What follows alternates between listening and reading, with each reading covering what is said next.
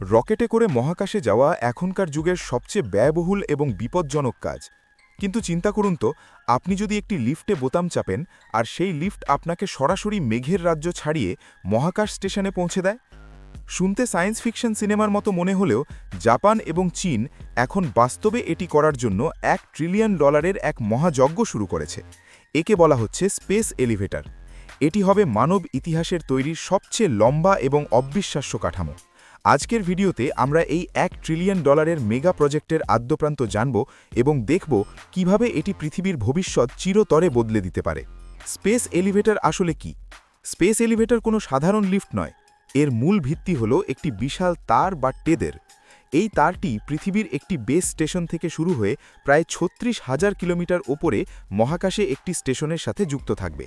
Anchor platform: সমুদ্রের মাঝখানে একটি বিশাল ভাসমান জাহাজ বা প্ল্যাটফর্ম থাকবে যা এই তারটিকে মাটির সাথে আটকে রাখবে। কাউন্টারউইট: মহাকাশে একটি বিশাল ওজন বা স্টেশন থাকবে যা পৃথিবীর ঘূর্ণনের ফলে তৈরি হওয়া কেন্দ্রবিমুখী বল বা সেন্ট্রিফিউগাল ফোর্স ব্যবহার করে তারটিকে সবসময় টানটান করে রাখবে। অর্থাৎ এটি উল্টে পড়বে না, বরং পৃথিবীর ঘূর্ণনই একে ধরে রাখবে।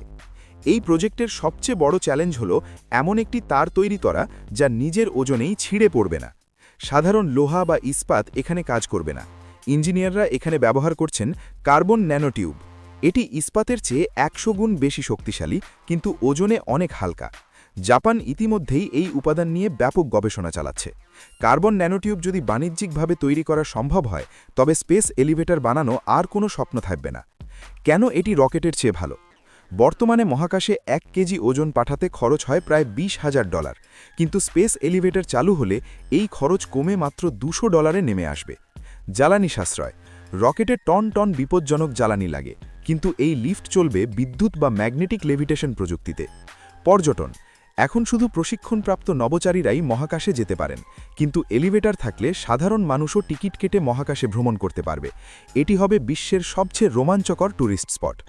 চীন এবং জাপানের মহাকাশ যুদ্ধ: জাপানের ওবায়াশি কর্পোরেশন ঘোষণা দিয়েছে তারা ২০৫০-এর মধ্যে এই প্রজেক্ট সম্পন্ন করতে চায়। অন্যদিকে চীন তাদের নিজস্ব মহাকাশ স্টেশনের সফলতার পর এখন ২০৪৫-এর মধ্যেই স্পেস এলিভেটর তৈরির লক্ষ্য নির্ধারণ করেছে। দুই দেশই এখন প্রশান্ত মহাসাগরে তাদের অ্যাঙ্কার প্ল্যাটফর্ম এবং ক্লাইম্বার ভেসেল নিয়ে গোপন পরীক্ষা চালাচ্ছে। এটি এখন শুধু প্রযুক্তি নয়, বরং বৈশ্বিক শ্রেষ্ঠত্ব প্রমাণের লড়াই। ঝুঁকি ও চ্যালেঞ্জ: মহাকাশে হাজার হাজার পুরনো স্যাটেলাইটের টুকরো ঘুরছে। যদি একটি ছোট টুকরো এই তারে আঘাত করে, তবে ৩৬,০০০ কিলোমিটার লম্বা তারটি ছিঁড়ে ভয়াবহ বিপর্যয় ঘটতে পারে। বজ্রপাত ও বাতাস: পৃথিবীর বায়ুমণ্ডলের তীব্র ঝড় এবং বজ্রপাত সামাল নেবার জন্য এই তারটিকে অত্যন্ত সহনশীল হতে হবে। ইঞ্জিনিয়াররা এখন এই প্রতিটি বিষয় নিয়ে আলাদা আলাদা সুরক্ষা ব্যবস্থা তৈরি করছেন। স্পেস এলিভেটর যদি সফল হয়, তবে আমাদের পরবর্তী ঠিকানা হবে মঙ্গল গ্রহ কিংবা চাঁদ। তখন মহাকাশে যাওয়া হবে আমাদের শহরের এক প্রান্ত থেকে অন্য প্রান্তে বাসে যাওয়ার মতোই। প্রশ্ন: আপনি কি সাহস করবেন ৩৬,০০০ কিলোমিটার উঁচুতে এই লিফটে চড়তে? কমেন্ট করে আমাদের জানান। ভিডিওটি ভালো লাগলে লাইক দিন এবং বিজ্ঞানের এমন সব অবিশ্বাস্য প্রজেক্ট নিয়ে আরও জানতে আমাদের চ্যানেলটি এখনই সাবস্ক্রাইব করুন। দেখা হবে পরের ভিডিওতে।